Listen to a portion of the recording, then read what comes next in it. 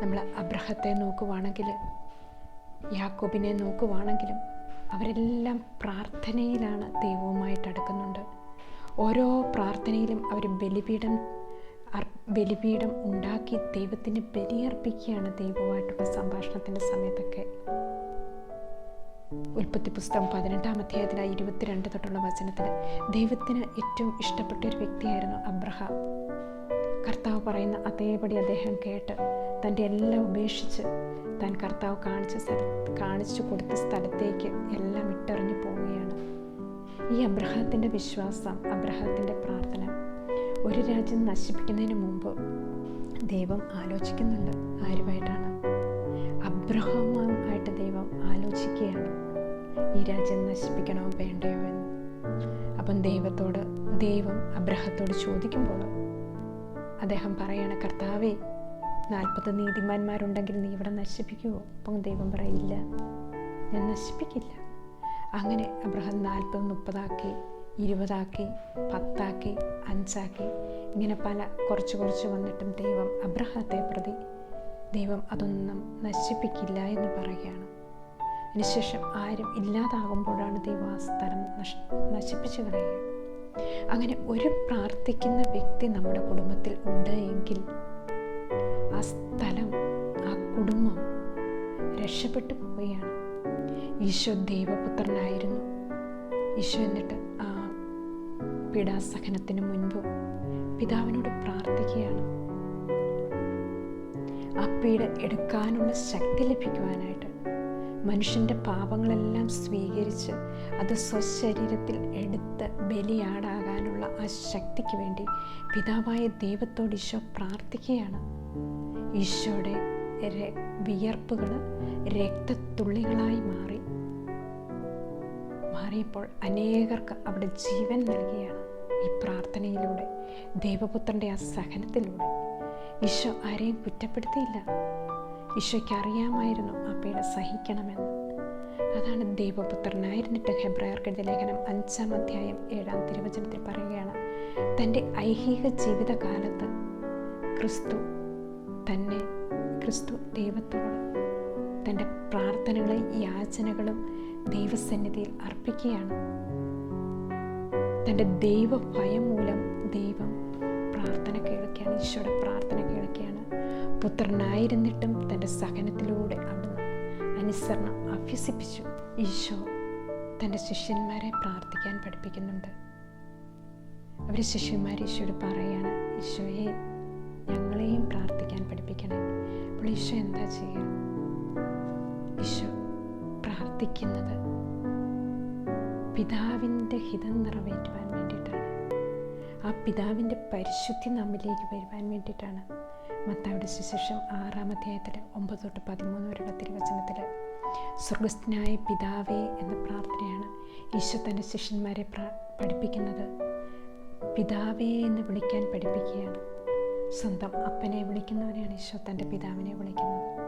നമ്മളെയും ഈശോ ഇതുപോലെയാണ് പ്രാർത്ഥിക്കാൻ പഠിപ്പിക്കുക.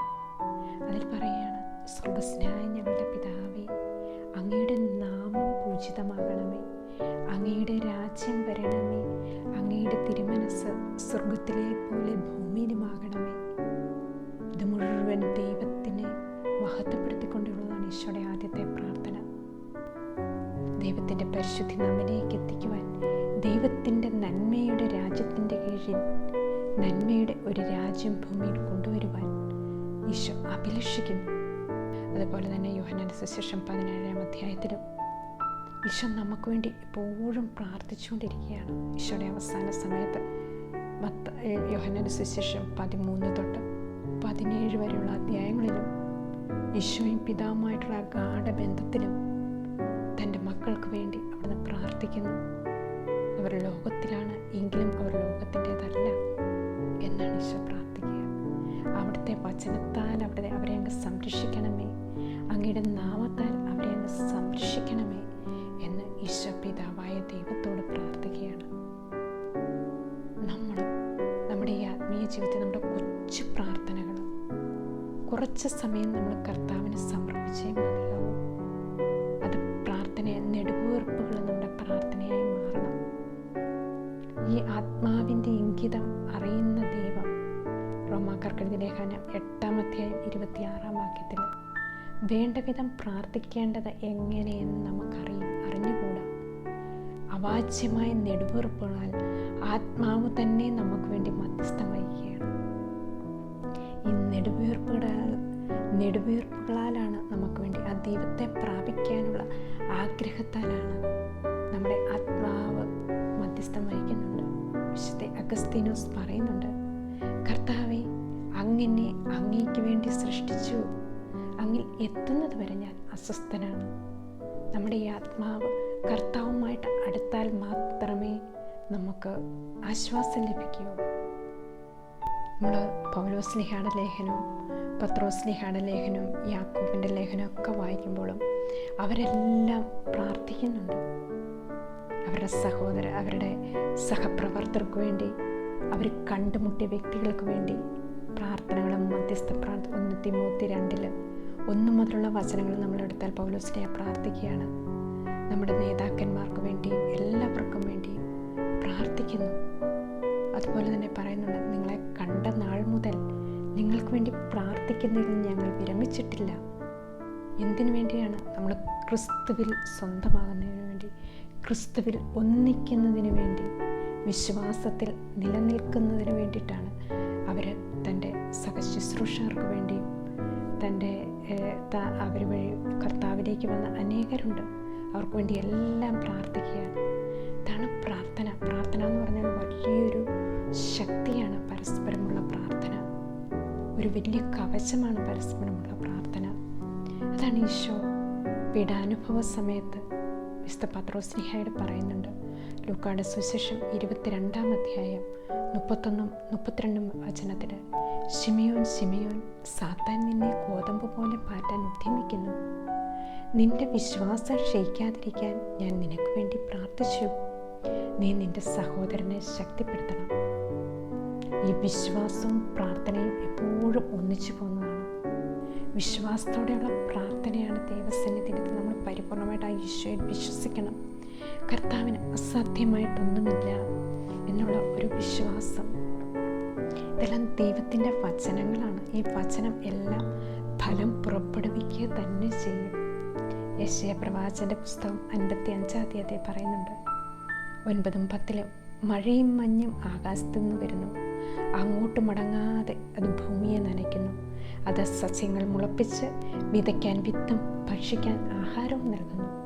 എൻ്റെ നാവിൽ നിന്ന് പുറപ്പെടുന്ന വാക്കുകളും അങ്ങനെ തന്നെ ഫലരഹിതമായി തിരിച്ചു വരികയില്ല. ഈ വചനത്തിന് ജീവനുണ്ട്, പ്രാർത്ഥനയ്ക്ക് ശക്തിയുണ്ട്.